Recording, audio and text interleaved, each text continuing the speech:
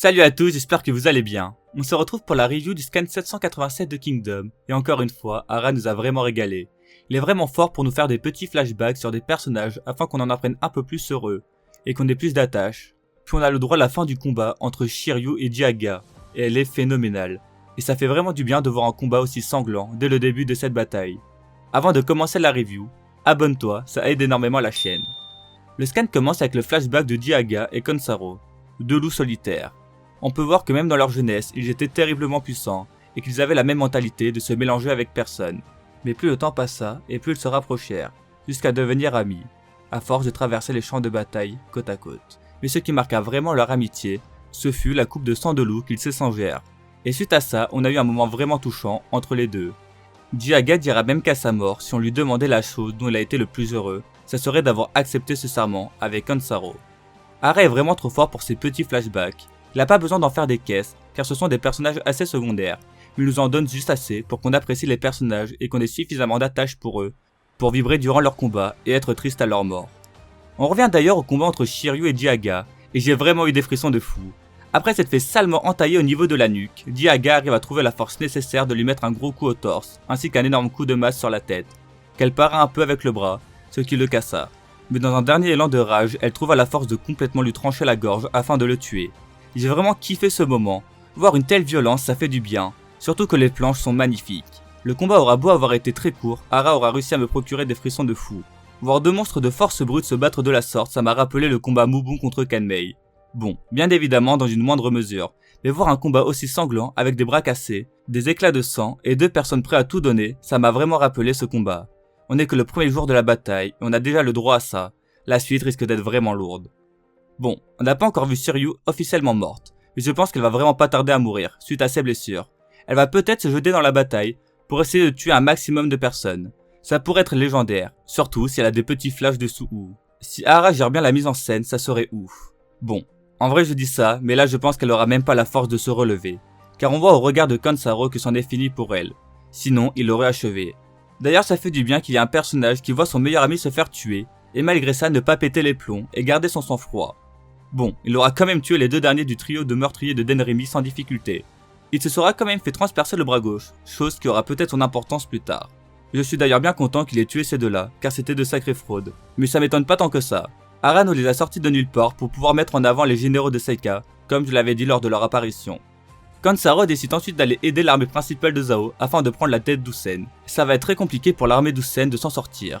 Mais je pense que Shiryu a réussi à gagner pas mal de temps pour que l'armée centrale réagisse. Déjà, on a Denrimi, Su'u et 8000 hommes qui ont pris par derrière l'armée centrale de Zhao.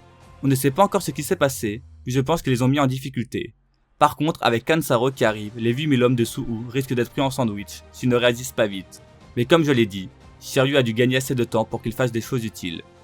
Je pense que dans le prochain chapitre, on va voir ce qu'il se passe sur le flanc droit de Qin. Shin a dû arriver à l'endroit où se trouve Uon, et je pense qu'il va y avoir deux solutions. Soit Uon reste et Shin part aider Usen, soit l'inverse. Mais étant donné que c'est l'unité de Shin qui est sur le flanc droit, je pense que Uon lui laissera reprendre le lead et partira aider son père. Surtout que ça serait vraiment beau de voir un Uon sauver Usen. Mais une chose à ne pas oublier, c'est qu'Usen est l'un des hommes les plus intelligents de Shin et ne part jamais dans une bataille perdue d'avance. Il n'a pas encore fait de grands mouvements et on ne sait absolument pas ce qu'il se passe dans sa tête, mais quelque chose de grand va bientôt arriver. Il ne faut absolument pas sous-estimer cet homme. Peut-être qu'il essaie de gagner un maximum de temps afin qu'il fasse nuit, je ne sais pas pour quelle raison. En tout cas, pour un premier jour de bataille, il se passe beaucoup de choses, contrairement à Gyu, où l'armée principale n'avait pas bougé pendant une dizaine de jours. Cette fois-ci, toute l'armée centrale aura été déployée. Cette bataille sera la plus meurtrière pour Qin, et plus les scans avancent, et plus je comprends pourquoi. Qin a déjà perdu un lieutenant important, et Zhao un général vraiment fort. Ce ne sont que les premiers d'une longue série.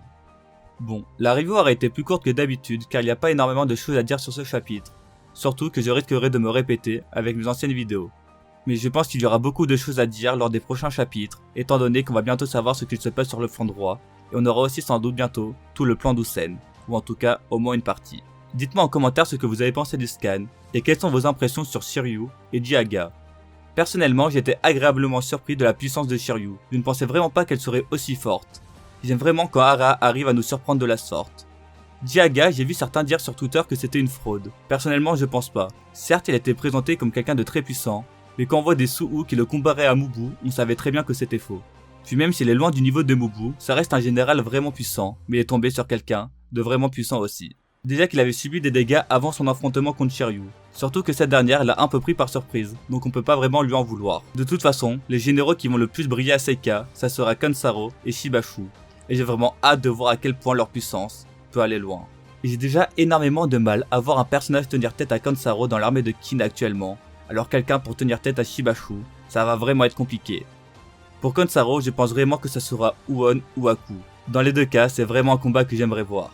Et Shibashu, ça sera soit Uon, soit Shin, à moins que Usen arrive à trouver un plan de fou furieux qui l'isole complètement et envoie 10 000 ou 5 000 soldats sur lui d'un seul coup. Mais j'ai vraiment du mal à voir un général comme lui mourir de la sorte. Après, il reste toujours une solution, Shibashu qui les trahit.